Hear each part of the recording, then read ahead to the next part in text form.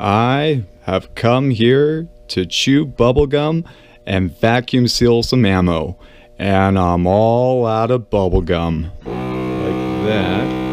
Whoa.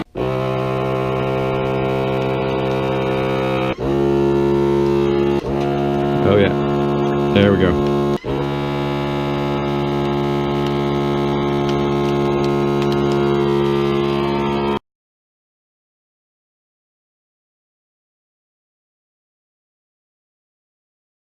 Hey, what's up YouTube? Double Law Josh coming at you guys today with my 64th vacuum sealing video, and we're gonna switch it up today. I know we did a lot of this American Eagle 9mm 115 grain FMJ.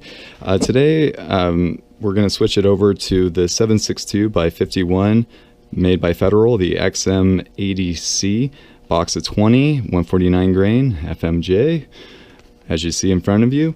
Alright, so to begin, we're going to need to take some measurements. So here's the previous vacuum sealed box of ammo. So when we look at the bottom, you'll see that we need about 1 inch of bag down here, and then we'll need about, well, man, that's not what I'm trying to show you, about 4 inches of bag up top here. Okay, so that's 1 and 4. And then when we look at the box itself, before I started filming, I actually took some measurements. And so when you look at the depth, or this measurement over here, you'll see that you need about 1 inch and 1/16 of an inch. And then when you look at this dimension right over here, you'll see that you need about 2 inches and 15/16 inches.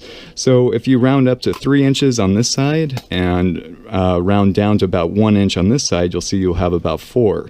So, you know, when you add up those 4 measurements, you know, the 1 inch plus the 4 inch for the initial seal, plus the 1 inch and the 3 inches for the actual measurements of the box itself, you'll come up with 9 inches. So that's how much we're going to need to go ahead and cut out of the bag up top here, is 9 inches. So let's go ahead and get her done. I already have my measuring tape set to 9 inches, so just to kind of save some time on measuring this. Okay, so that's at least 9 inches, maybe a little bit over, which is good. All right, so let's go ahead and cut it out. Okay, and then as you can see, it's still giving me kind of like a diagonal or slanted cut, but it doesn't really seem to be affecting anything. So right now what we basically have is just like a plastic sleeve. Woo, the wave. Alright, so what we want to do is I left my machine on from the previous video. As you can see, it's green light, meaning it's on.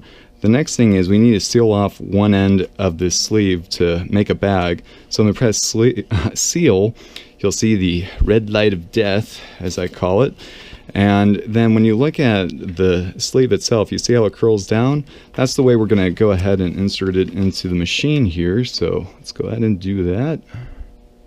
And I'm going to try to center it. Oh, whoops. See how this turns out.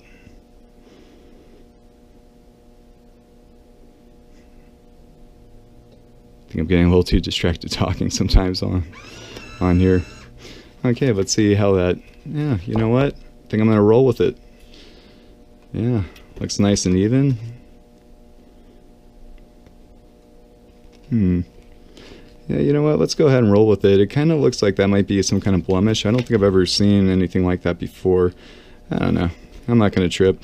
Alright, so the instructions say to wait at least 20 seconds for it to cool down. So right now we're at 7:15:53 or 55 on the second hand.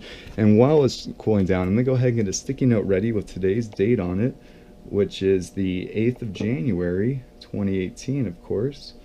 Alright, so the next thing is I'm going to put it somewhere on the box that's not covering up important information. I don't know, maybe even up top here, just in case something goes wrong with this lot number. So let me pull that back. So you see how that says lot number? I'm going to leave that showing just in case, I don't know, it gets recalled. I don't know. I say stupid stuff on here, be warned. Okay, so the next thing we're going to do is it really doesn't matter which way you insert the box inside the bag, in my opinion, because there's no hole in the box, or I don't know, it's pretty, the box is already pretty sealed up as it is. Okay, so I'm going to try to center it on the bottom of the bag as much as possible, And just like I showed you guys before, you see how that curled side in? That's the way we're going to insert it into the machine here. So let's go ahead and do that. And I'm also going to pull the bag nice and taut. In fact, let me angle down the camera. So I'm going to pull the bag nice and taut, just like that, as I feed it into the machine. And then once it starts sucking out the air, I'm going to give the box a good shove forward to give the machine as much slack as possible. So let's go ahead and do that. So I'm going to pinch it on the sides here. I'm going to try to center it into the machine as much as possible. Okay.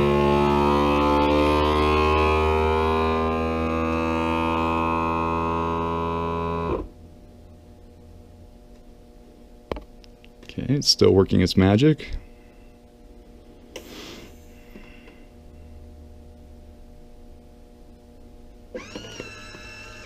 Okay, and it just released it. I don't know if you guys saw that, but it was blinking red up top there. Alright. So the top seal looks good. The bottom seal looks pretty good. The box, you know, you can see, I'm not sure if I'm going to get this on camera, but you can see it's kind of like making the outline of the cartridges or the holder inside of the box here. So that's a good sign. Yeah, let's see. Yeah, you can see it right over there. That means a good amount of the air was removed. Of course, not all the air was removed, but yeah. All right, guys. So this is going to be the 64th box of vacuum sealed ammo.